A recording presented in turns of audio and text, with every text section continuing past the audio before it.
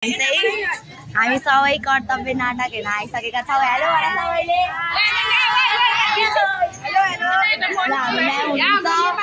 हाम्रो दाईहरू हुनुहुन्छ, दाई भाइ सबै। यहाँ चाहिँ हाम्रो दिदीहरू हुनुहुन्छ। हेलो अनि हेलो राशिद हेलो भन सबैले हेलो भन हेलो भन्ने हेलो हेलो हेलो हेलो सबै उता चाहिँ म झ्याउलाई जाने पछाडि गाएन निशा म्याम यहाँ आइनु त ल। हामी चाहिँ नाटक हेर्न आएको छौँ। अब नाटक हेरेर हामी रिभ्यू दिन्छौँ रिभ्यू। अनि हाम्रो कर्तव्यको होइन के भन्छ त्यसलाई साथीहरू यस्तो यो चाहिँ हाम्रो पोस्टर रहेको छ। अब हामी रिभ्यू दिन्छौँ। नाटक हेरेपछि अब हामी रिभ्यू दिन्छौँ। धन्यवाद।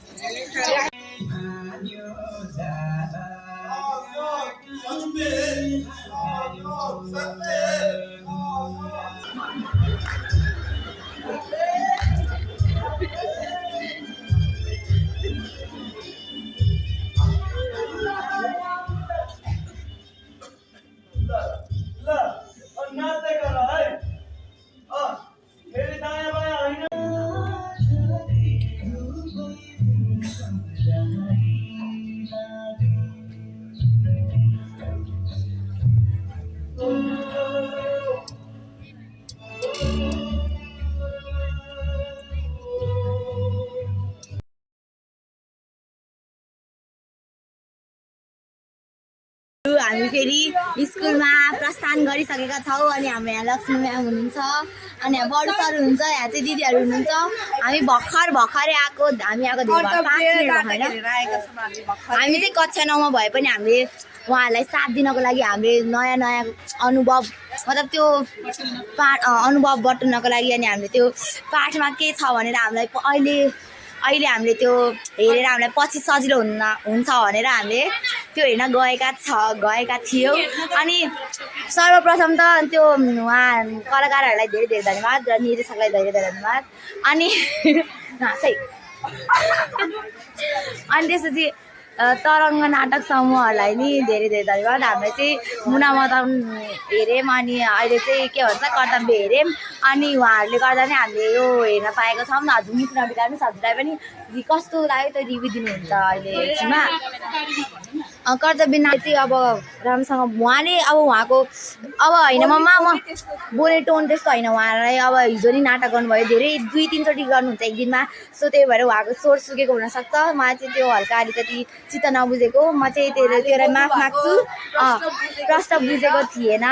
सो अरू चाहिँ सबै राम्रो थियो। अनि उहाँहरूको अब त्यो हुन्छ नि टाइमिङ अब त्यो बत्ती बाल्ने अनि त्यो सबै म्यानेज गर्ने अब एकैचोटि बवाल थियो। त्यो चाहिँ म एकदम आई लाइक इट। उहाँहरूलाई एकदम मुटुदेखि सम्मान छ होइन। अनि यहाँ चाहिँ हामी चाहिँ प्राकृतिक कडरिया दिदीले पनि रिभ्यू दिनुहुन्छ।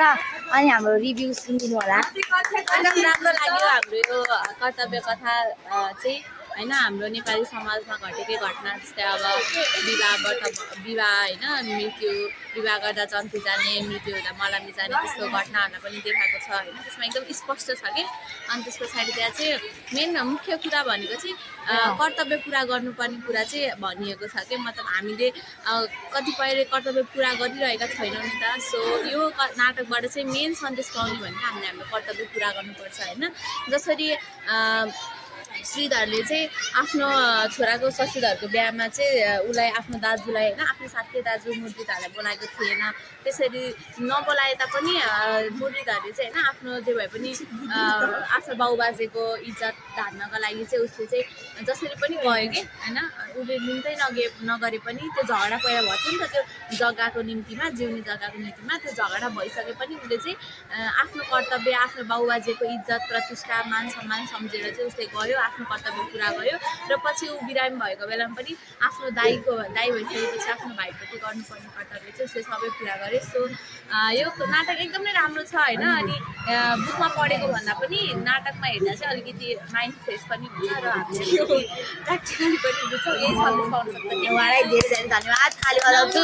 अनि त्यसरी हाम्रो म चाहिँ अब यो कथा चाहिँ कथा चाहिँ मैले राम्रोसँग पढेको थिइनँ किनभने म 9 कक्षा हो अनि हिजो चाहिँ लक्ष्मी म्यामले हल्का अब उहाँले हुन्छ नि थोरै विस्तृत रूपमा हामीलाई बुझाइदिनु भएको थियो अनि त्यो उहाँ लक्ष्मी म्यामलाई पनि धेरै धेरै धन्यवाद उहाँले अलिकति बुझाइदिएर भयो नि हामीले अलिकति भयो नि बुझ्यौँ अनि यो कर्तव्य चाहिँ एकदम बवाल थियो अनि मुना मदन पनि म मुना मदनलाई हामीले आफ्नो कर्तव्य बुझ्नुहुन्न मान्छे अब आफ्नो कर्तव्यलाई कहिले बिर्सिनु हुँदैन त्यही हो उपस्थित भइसक्नु भएको छ हाम्रो क्लास टिचर भनिदिनुहोस् म्याम हजुरलाई कस्तो लाग्यो रिभ्यू दिनुहोस् एकदमै राम्रो लाग्यो यसरी नै यो नाटक हेरेपछि तपाईँहरू सबैजनाले आफ्नो आफ्नो कर्तव्यहरूलाई राम्रोसँग ख्याल गर्नुहोला पुरा गर्नुहोला जस्तै कि विद्यार्थीले होमवर्क गर्ने कसैले नबनिकनै आफ्नो कर्तव्य पुरा गर्न आजको नाटकबाट राम्रोसँग सिक्न सकिन्छ